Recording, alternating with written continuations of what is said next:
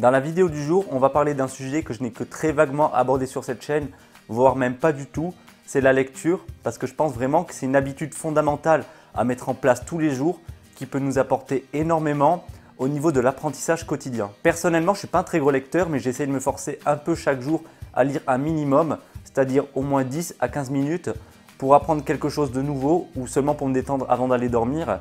Et j'aime bien lire des livres par rapport aux articles de blog, je trouve que ça a quelque chose en plus. Ici, on ne va pas vraiment parler de livres de fiction, mais on va plutôt parler de livres de développement personnel.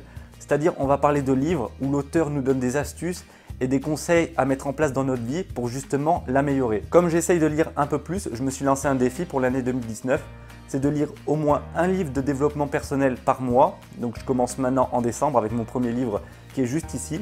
C'est un livre qui parle de charisme parce que le sujet m'intéresse pas mal. Et si le livre me plaît, j'en parlerai probablement sur la chaîne. Si ça ne me plaît pas, tant pis, je passerai au livre suivant. On verra en janvier si le sujet m'intéresse déjà un peu plus. Parce que je vais essayer de lire un livre par mois dans le domaine du développement personnel, mais je vais essayer de choisir un sujet différent à chaque fois. Et je sais qu'un livre par mois, ça représente très peu pour certains, mais pour moi c'est déjà énorme. Certaines personnes en lisent un par semaine et les plus passionnés en lisent un par jour. Pour moi c'est quelque chose d'inimaginable, c'est beaucoup trop. Un par mois pour le moment, ça me suffit amplement. Et je me suis posé une petite question. Ces gens qui lisent autant de livres de développement personnel, qu'est-ce qu'ils en retiennent au final? Est-ce qu'ils oublient tout ce qu'ils ont lu un mois après la lecture du livre?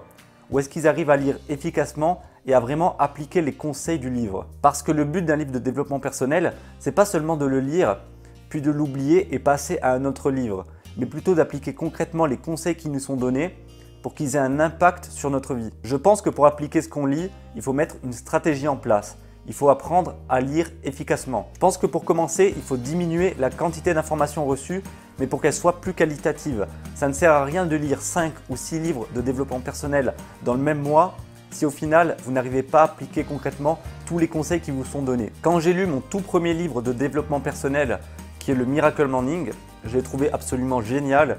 J'ai trouvé que tous les conseils que donne l'auteur là-dedans sont vraiment géniaux. Et je me suis rendu compte que 2-3 semaines après la lecture, je me souvenais seulement des grandes lignes, c'est-à-dire comment se lever tôt et 2-3 conseils qui m'avaient marqué. Mais tous les autres conseils, je les avais totalement oubliés. Donc j'ai mis en place le Miracle Morning seulement avec les choses dont je me souvenais. Quelques mois après, je me suis rendu compte que j'avais quasiment tout oublié du livre. Du coup, j'ai décidé de faire une deuxième lecture. Mais je l'ai relu exactement comme la première fois. Et quand j'ai retenté le Miracle Morning, j'ai encore appliqué les conseils dont je me souvenais, j'ai seulement fait de mémoire. Donc j'ai décidé de le relire une troisième fois quand j'ai recommencé mon défi Miracle Morning début novembre justement. Mais cette fois, j'ai décidé de changer ma manière de procéder. C'est-à-dire que je ne me suis pas contenté de seulement lire le livre, puis de retenir les conseils qu'on m'avait donnés. À la fin de chaque chapitre, je prenais des notes. Quand je terminais un chapitre, j'allais me coucher puisque je lis juste avant d'aller dormir. Et le lendemain, quand j'ai un petit peu de temps dans la journée, je prends un morceau de papier et je résume très brièvement le chapitre et j'écris aussi les actions que je pourrais mettre en place directement dans ma vie. Une fois le livre terminé, j'ai fait ces petites notes pour chaque chapitre et donc ça me permet vraiment d'avoir un plan d'action très concret à appliquer immédiatement que je peux relire à tout moment. Ça me permet de les consulter sans avoir besoin de relire le livre entièrement et donc de m'en souvenir à tout moment. Je pense sérieusement que c'est cette méthode qui m'a permis d'appliquer et de réussir mon Miracle Morning au mois de novembre.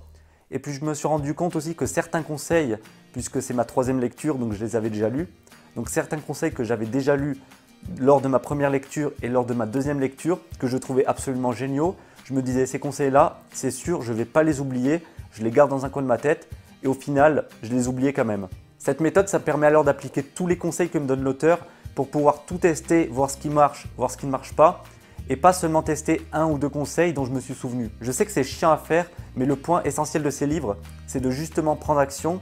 Et si vous n'êtes pas capable à la fin de chaque chapitre de prendre quelques petites notes, je pense que vous ne serez pas capable d'appliquer les conseils de l'auteur dans votre vie. Il y a une chose que j'aime bien faire aussi, c'est de lire soit en anglais, soit en italien, mais jamais en français. Parce qu'au final, même si le livre me déçoit un peu, mais j'aurais quand même appris quelque chose. J'aurais lu dans une langue étrangère et j'aurais enrichi mon vocabulaire. Le seul livre que j'ai en français, c'est le livre d'Olivier Roland. Tout le monde n'a pas eu la chance de rater ses études, que je trouve absolument génial. Il est un petit peu volumineux pour un livre de développement personnel. Et même si je l'adore, il y a certains chapitres, certaines pages, certains paragraphes qui ne m'intéressent pas du tout et je n'hésite pas du tout à les zapper complètement. Sauter des chapitres, c'est pas du tout un souci.